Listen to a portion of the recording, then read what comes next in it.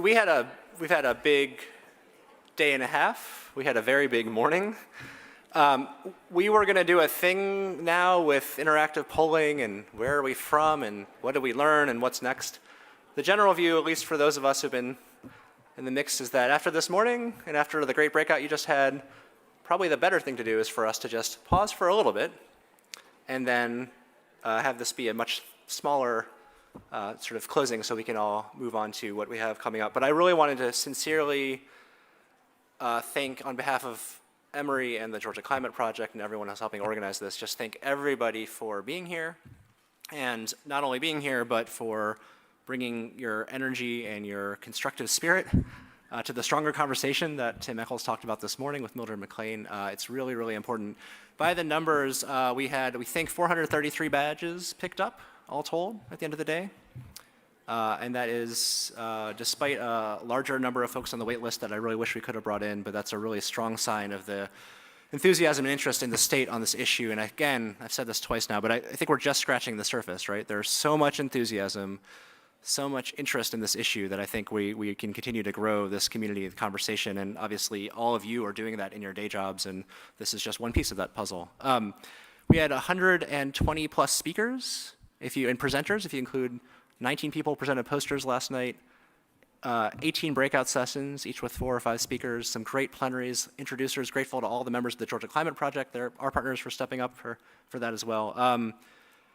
So really just exciting to see the level of momentum around this. I just wanted to bring us back to what we hoped would be the takeaways. I'm not going to ask you whether you did take that away, because I don't want your, but just to bring it back, if this works. Do we have the slides up for the, is this, cool, okay. So obviously we're talking about climate change, even if we're not always using those words.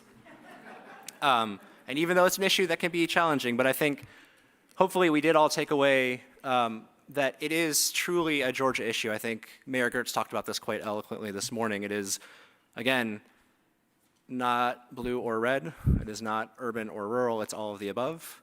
It is coastal. It is the mountains. It's the Piedmont. It's all the tremendous, as I mentioned yesterday morning, the racial and ethnic and economic diversity that we have in the state. It's all of us. It's each one of us as individuals, and it's all of us as a collective. So that's really hopefully something that you've taken away. Certainly something I've taken away as well, even more so. Number 2, that it is a real risk to the state. Already right now it's hurting our bottom line, whether your bottom line is human lives and health, whether it's our livelihoods, or whether it's the natural systems on which we depend. There's a real risk there that we're feeling now, and it's not getting any better. It's quite the opposite. Flip side, of course, is if we can be clear-eyed about those risks, and we heard some, I think yesterday afternoon at the Georgia Chamber, we heard a number of business leaders that are investing now quite heavily in this opportunity, right? Which is, not only do we have a need to address this issue at scale and on time, but as we start to do that, the businesses and the organizations, the individuals who are bringing their innovation and ingenuity to bear, there's some benefit to be seized by doing that. Number 1, because if we are going to be facing more risks and costs, we can be reducing those. But number 2, there is an emerging economy that is, no matter what any one state does or any one country, the planet is going towards this new low carbon and climate resilient economy, and we should be thinking about how to position ourselves to be winners in that new future rather than sitting on the sidelines. There's a huge opportunity there, and grateful to especially members of the business community who are here voicing that. We have, as is represented here, this incredible network in the state that is already been working on this issue. I think many more who are finding their own voice and their own stride and their own comfort zone talking about this issue. And so I think I would just encourage all of you, again, the Georgia Climate Project is really excited to do its part, but we are just one part. We have not been here for a long time. Y'all have been doing this for longer than we have, and everyone should still do what they're doing in their nodes and their networks and their communities, and that's what's going to weave together this fabric that's making the state really pull together on this issue. And then finally, because of all those things, and I mentioned this yesterday, I do think that we have all the talent we need in the state to emerge as a very real and true leader on this issue, and one that not only is doing what we can do because it's the right thing to do, but also one that other states start to look to. We really want folks to look at Georgia sooner rather than later and say, where do you guys come from? Like, we were not expecting you to be talking about this across our traditional dividing lines in a very constructive way and not fighting about it. Hopefully we'll be surprising folks by the extent to which our businesses are really lifting up new solutions and emerging as regional, national, and global leaders. And in that process, that's something that's going to be driven by all of you in this room and obviously beyond. So those are our 5 takeaways from our side. I won't ask you now whether you share those, but we can talk about it more offline. In terms of next steps, I don't know if Jennifer is here. Jennifer, Charles? She stepped out. Your designee. Just what I understand is that in November 2020, dates TBD, that Georgia DNR will be convening a conference on climate change. That will be our 3rd ever statewide convening. Yes? This is yes, and yes? Yes. Okay, good. So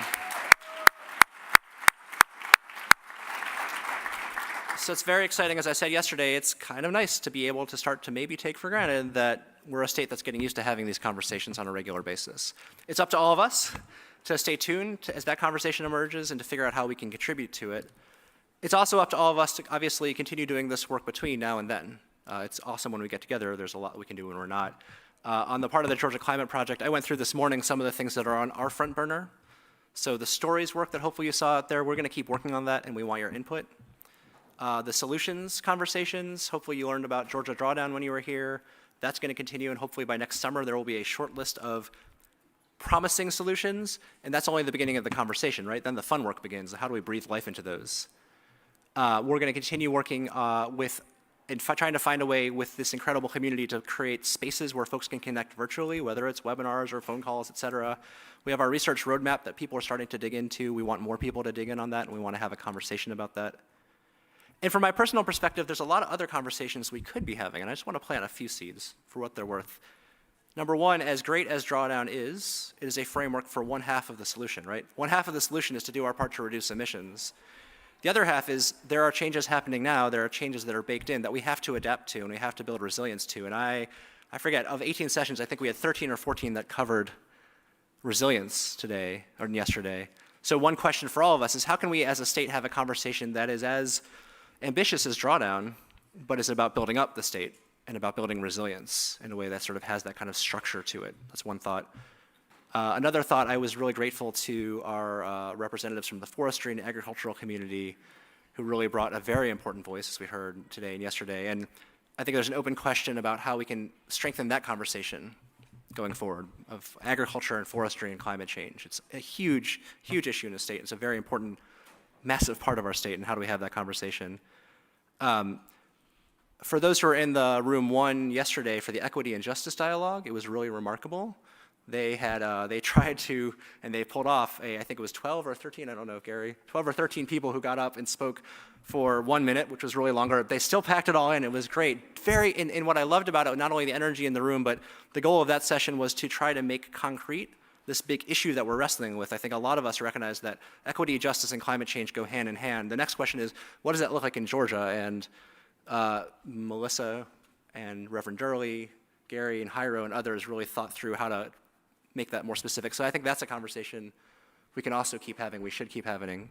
So I think I'll stop there, but I wanted to sincerely just thank all of you for being here. GeorgiaClimateProject.org is going to have information there. Feel free to sign up for our mailing list. Some of you might find yourself signed up. You can opt out afterwards if you want to.